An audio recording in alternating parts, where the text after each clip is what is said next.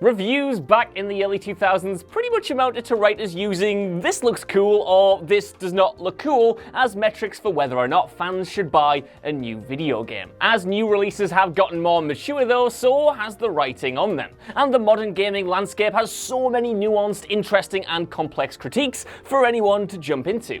Whether it's the big behemoth sites or unknown YouTubers doing some of the best deep dives, there's no shortage of fascinating insights out there. That said, there are some common critiques and put-downs that crop up over and over again that don't hold up or generalize to the point where the arguments feel a bit reductive. Everyone seems to use them, and I'm not going to stand here and pretend that I'm any better, as we're probably just as guilty as anyone else, but it's time these tried and tested criticisms were finally retired. I'm Josh from WhatCulture.com, and these are 9 modern gaming criticisms that actually suck. Number 9, graphics aren't important. The video game industry is absolutely obsessed with creating the shiniest, most cutting-edge looking releases, and for years the pushback to that has been the criticism that graphics don't matter as long as the gameplay is good. And for a lot of titles, that criticism admittedly does hold water. Something that boasts robust and rewarding mechanics shouldn't be marked down simply because it doesn't have the time and resources to look as good as Red Dead Redemption 2 or something. However, saying that graphics in general don't matter invalidates an important element of the gaming experience. The visual design of a game can both increase the base enjoyment of it. For instance, a huge part of Fortnite's appeal comes down to its accessible cartoon aesthetic, as well as contribute to an overall atmosphere that complements the narrative themes. Hell, for a lot of people, whether they like Dark Souls or Bloodborne more comes purely down to which look they prefer. Likewise, some games tell their stories entirely through visuals,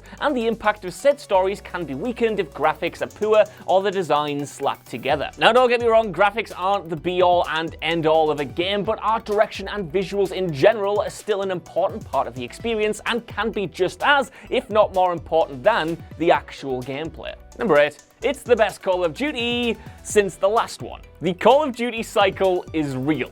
Every year, everyone swears off the franchise as being done.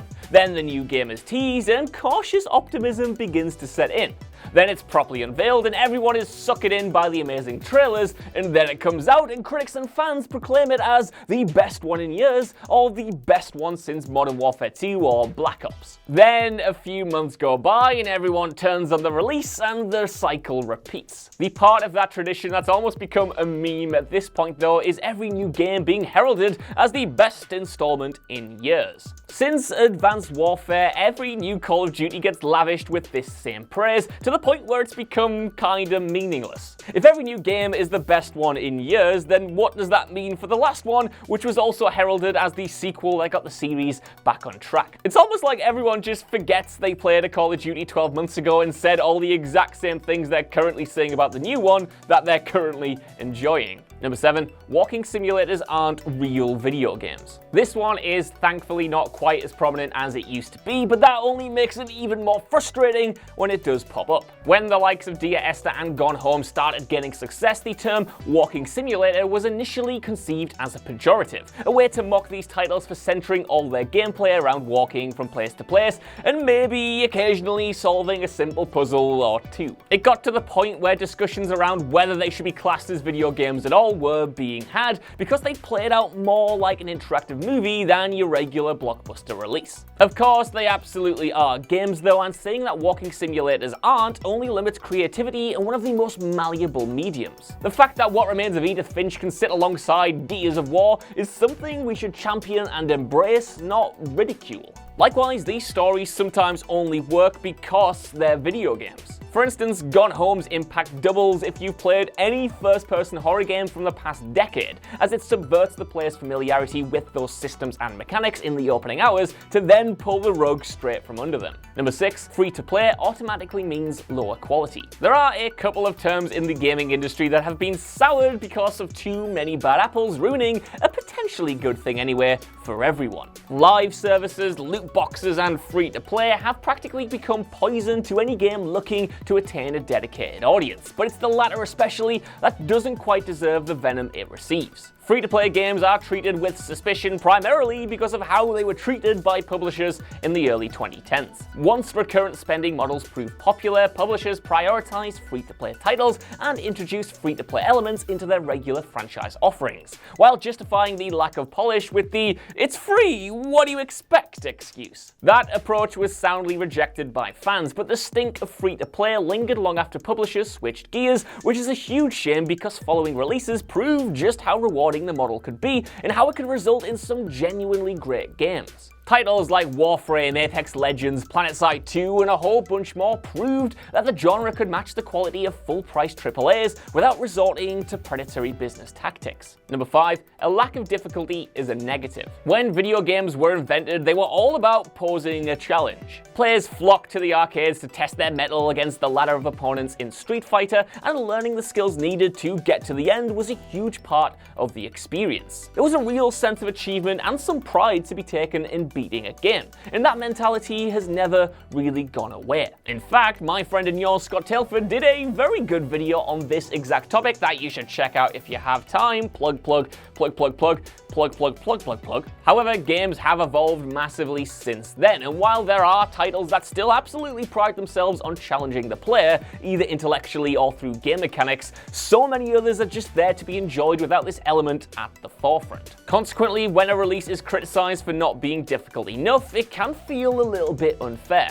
Uncharted, for instance, plays much better on the easier difficulties where you can indulge in the agile combat mechanics, whereas on harder modes the combat devolves into cover shooting stop and pop. And of course, it is fair to bring this up if a game's lack of challenge makes the gameplay boring, but challenge for the sake of challenge shouldn't be something devs strive for. Number 4, it's a great game, but it's not a great insert franchise game. Now this is a bit of a strange one, but it might be best exemplified by the response to Capcom's DMC in 2011. That controversial release was viewed as being a solid action game, but a terrible Devil May Cry game by fans and critics because of how much it changed up what fans previously loved about the world, story, and characters. This happens in movies all the time as well, with people proclaiming that Star Wars The Last Jedi works as a great movie, but a terrible Star Wars movie. This statement is mostly used by fans who feel that a sequel is too different from a previous installment, but for the most part the criticism simply boxes franchises into a set of limitations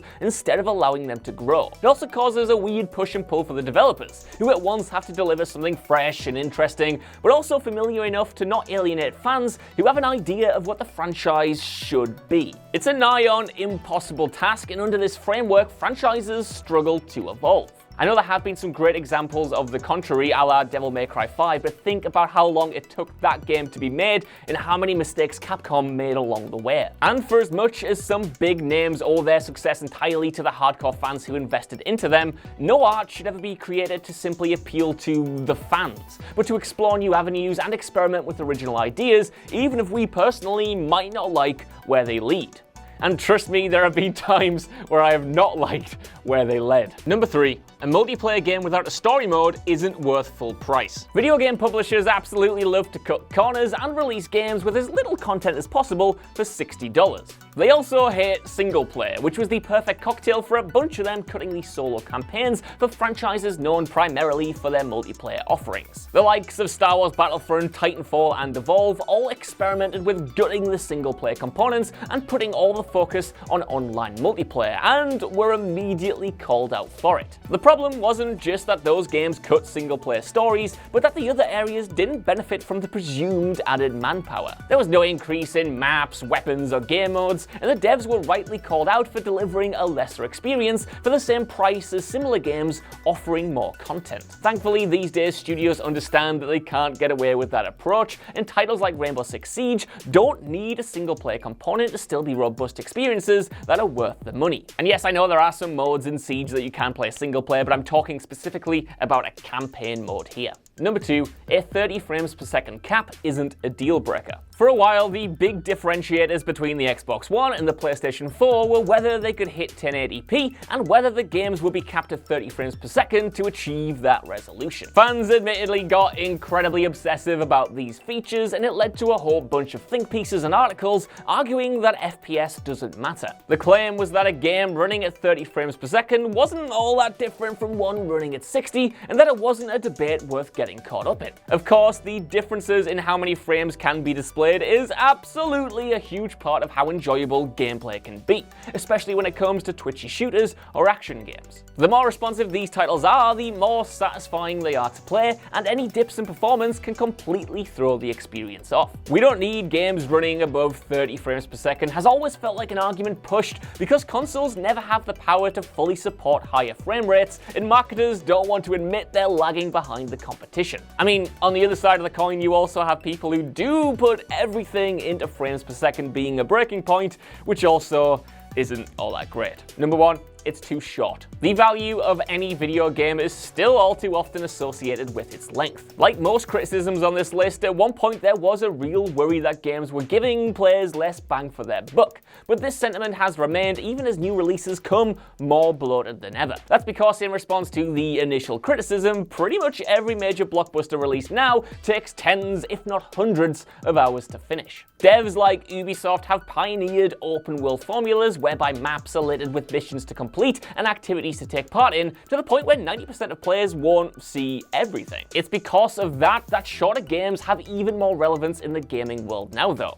A tight 5-hour or even less experience can be more rewarding than slogging through 50 hours of the same copied and pasted content, and worth you $60 more even if you only play it for one weekend. As the saying goes, size isn't everything.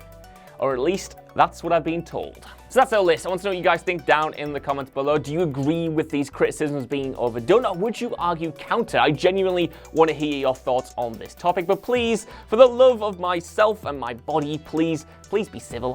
My health can't take it. Like, I'm a dumb idiot. Even if you're not though, could you give us a like, share, subscribe, and head over to WhatCulture.com for more lists and news like this every single day. And even if you don't do that, I'm Josh, thank you for watching, and I'll see you soon.